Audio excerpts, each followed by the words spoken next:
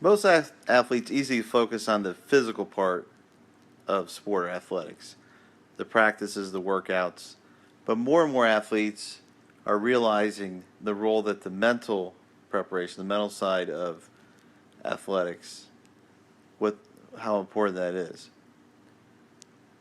And when you think about it, our brains control our thoughts, our actions, our behaviors. It controls the signal to our muscles. So you can see that it's important that we utilize this tool and refine it. One technique that your elite athletes use is something called visualization. And what that is some mental imagery that helps control your thoughts, prepare you for performance. And this separates your elite athletes from your good athletes. So today we're going to look at some of the techniques we can use for visualization and some of the different methods that are used in this area. So what is visualization? Well, think about it. You've probably had a dream where you woke up and you had either a relief or a disappointment that the dream seemed just like reality. So visualization, what we do in practice, it's basically mental practice or mental rehearsal. So you're going through the same steps, techniques, feelings, actions that would occur in a physical practice. And there's many studies that show that if two people, one was practicing using a physical practice, one was using the mental practice, their performance is pretty close as far as the results. One technique is guided imagery. The way you use that is first you want to get yourself into a relaxed state. So you might use breathing or just relaxing yourself using some keywords to get your body relaxed. Then you're going to use your senses, your different senses, to take you through what would happen in the practice or the game, sights, sounds, everything, as many senses as you can, so you get that experience as preparing your thoughts, your feelings, and your actions to increase your level of performance. To make my visualization experience as realistic as possible, I'm going to include my senses in the imagery. Let's use an example. Let's say that I'm practicing a free throw.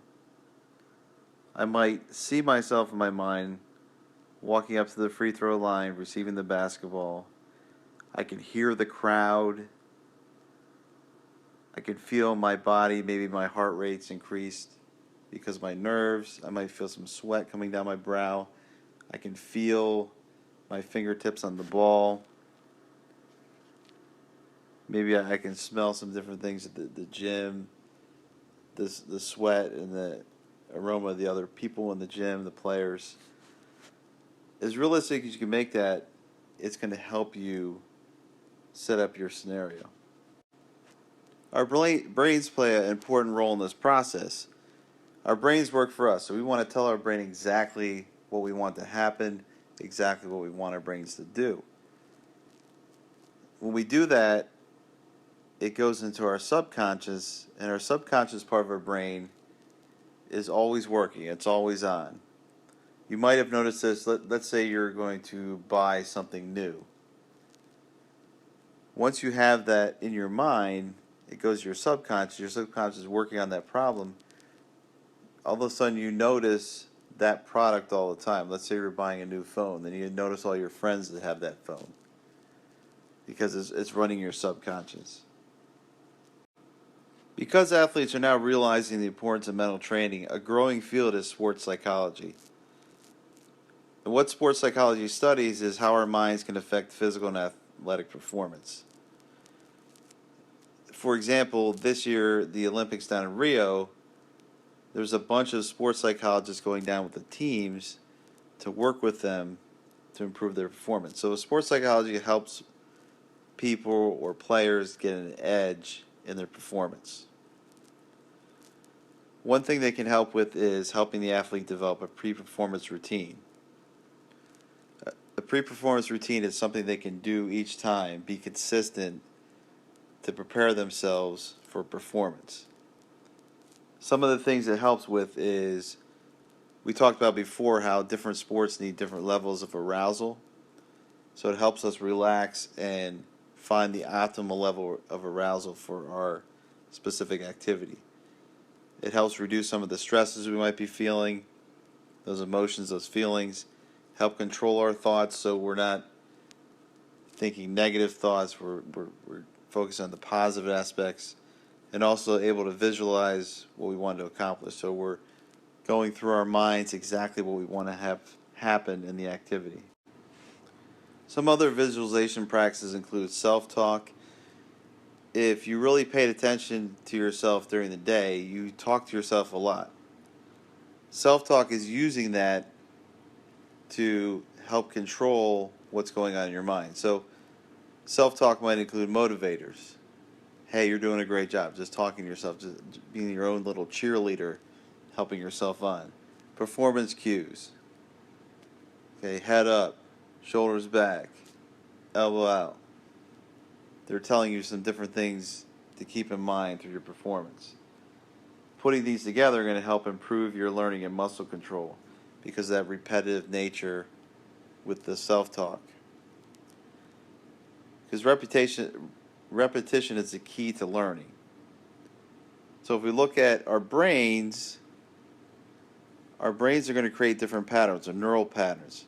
So the more we do something, the more connections it's going to make. A good example for you guys would be, when you're really little, you learn how to walk. And you walk all the time, so now you do it, it's second nature. You don't have to think about walking, you just walk. So this neural programming or neural patterns is going to program your different movements through that repetition and create permanence. So it's there. So the old adage that you don't forget how to ride a bike.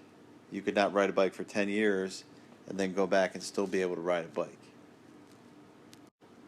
Before we go into other examples of visualization, I just want to show you one of my favorite quotes by Henry Ford. Whether you think you can or you think you can't, you're right. So that quote really hammers the point of controlling our thoughts, preparing ourselves. So we can use things like mental imagery. Again, we're looking at what's happening in our minds before we do it. So we're programming ourselves what we want to have happen. Again, that mental practice, that mental rehearsal.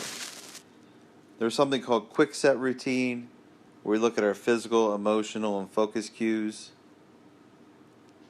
So let's say I'm getting ready to hit in baseball or softball. Physical cues, I might say, hey, hand on the ball, extend my arms. Okay, emotional, I might focus on keeping my body relaxed. Focus cues, I'm focused in on the pitcher, not paying attention to any other distractions that might be on the field, the other players, the fans. So all these together are going to help us with our movement patterns, controlling those emotions, and avoiding those distractions. Putting all these things together, we want to try to achieve what's called peak performance. And peak performance is when all those things are flowing at an optimal level. I remember in high school hitting a home run, and I can distinctly remember when the ball was coming in, it seemed like it slowed down, it looked larger. I was just in the moment of focus, it was right there, so everything was working as far as my preparation. Summarizing today's lesson, what is visualization? Visualization is creating those mental images of what we want to have happen, making it as realistic as possible using our different senses to create this realistic view. It's used to control our thoughts, our emotions, our behavior, performance. Some examples are our pre-performance routine to get ourselves ready, self-talk, mental imagery, mental rehearsal. Sports psychology, again, because of this importance of mental preparation, is a growing field. They're studying how the mind affects physical and athletic performance. So putting all these together, they're powerful tools that we can use to affect our mental preparation and in the end affect our physical performance. So think about what are some things that you already use. You might use some of these mental techniques already, and if you used more of them, what are some things we talked about today that you might incorporate into your routines?